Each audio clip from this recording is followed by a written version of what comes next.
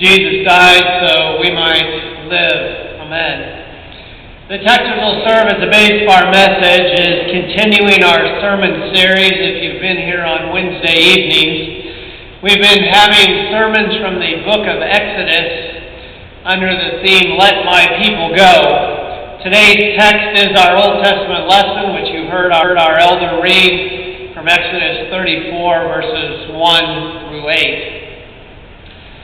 Dear friends in Christ, Jimmy Wayne learned never to trust the soul.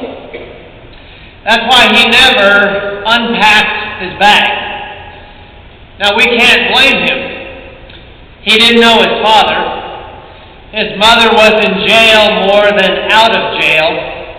When he was small, his mother had trouble again, and he lived out of a car for a year. He learned not to trust. And Jimmy Wayne never unpacked his bag. After a year in the back seat of this car, Jimmy Wayne was dumped off at a train depot in Pensacola, Florida. His mother and her boyfriend sped away in their Delta 88.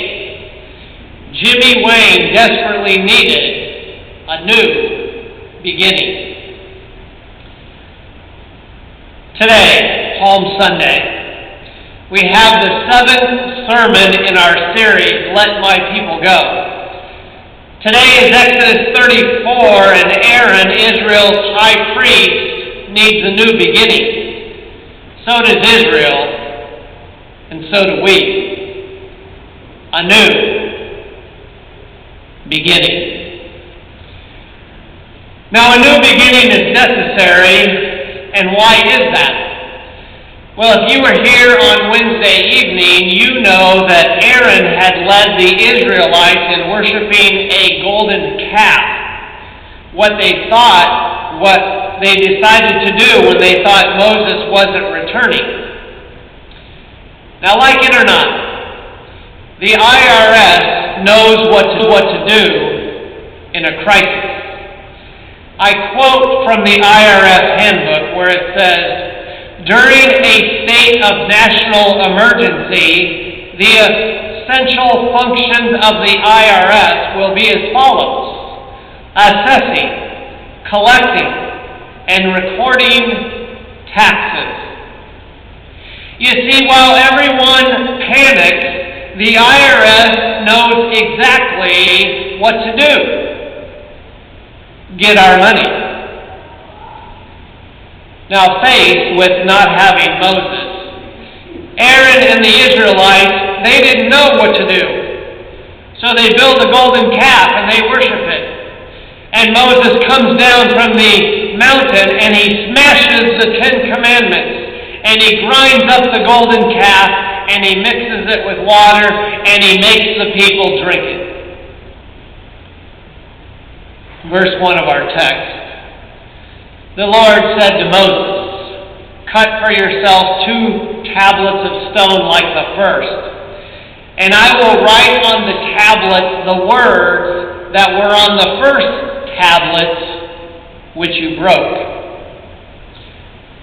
The 10 Commandments are smashed. A new beginning is necessary.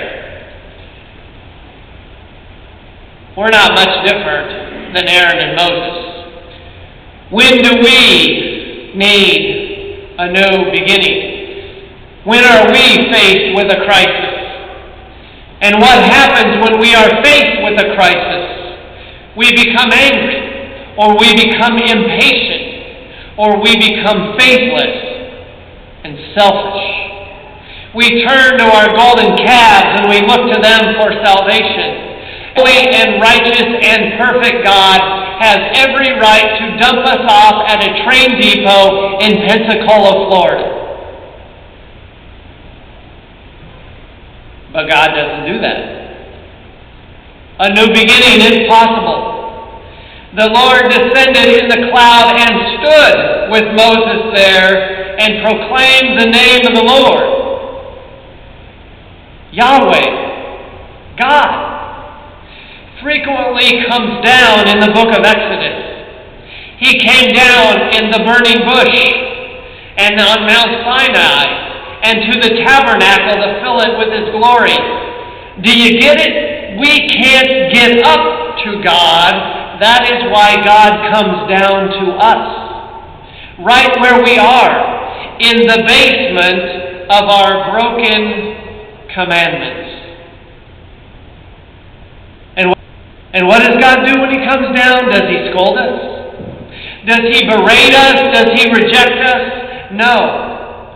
Our compassionate and gracious God is slow to anger and abounding in steadfast love and faithfulness, keeping steadfast love for thousands, forgiving iniquity and transgression and sin. A new beginning is possible. And that brings us, of course, to Palm Sunday. Jesus rides into Jerusalem on a donkey because the following Friday He is going to lift up this huge mess and place it where? Upon Himself. All wickedness and rebellion and sin. Jesus is God in the flesh.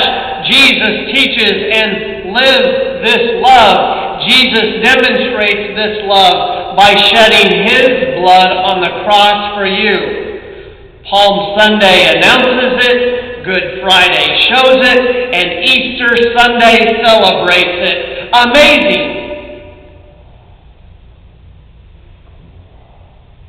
One day, while aimlessly walking around Pensacola, Florida, Jimmy Wayne. Remember Jimmy Wayne? Little Jimmy Wayne spotted a man named Russ working in his garage. Soon Russ and his wife Bee invited Jimmy to live with them. This home was like heaven to Jimmy. A hot bath, hot meals, and even television. Jimmy Wayne learned not to trust the soul. Jimmy Wayne still wouldn't unpack his bag. We can refuse to unpack our bag and reject divine love. But that is not Moses. Moses quickly bowed his head toward the earth and worshipped. I invite you to follow Moses. Trust that God says who He says He is. His love surpasses your fear and your shame and your guilt. Throw yourself before God. Be a sponge, not a rock. You see, you put a rock in the ocean and the outside gets wet. But you put a sponge in the ocean and what happens? It absorbs water. The ocean saturates the sponge. God's abounding love surrounds us like an ocean. Palm Sunday and Maundy Thursday and Good Friday and Easter Sunday. Totally amazing. And what is our response? Rock or sponge? Jimmy Wayne had been rejected so many times. He was a rock. A hard, unmoved rock. We get that. That's why Jimmy never unpacked his bag. It took another month before Russ and Bee convinced Jimmy that their love for him was real. Finally, Jimmy Wayne is back. Jimmy Wayne is now a famous country music singer and songwriter. But his new beginning started when he learned to trust, when he finally unpacked his bag. It's Palm Sunday. Hosanna. Hosanna in the highest. Our past is behind us. God's grace is before us. A new beginning awaits us. So now what? It's time to unpack our bag. And why do we do that? Because we finally have a home. Where?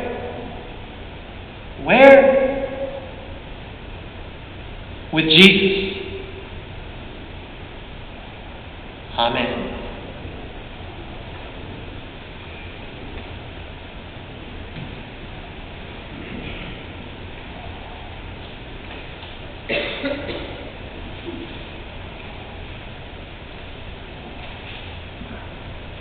Please rise for the prayer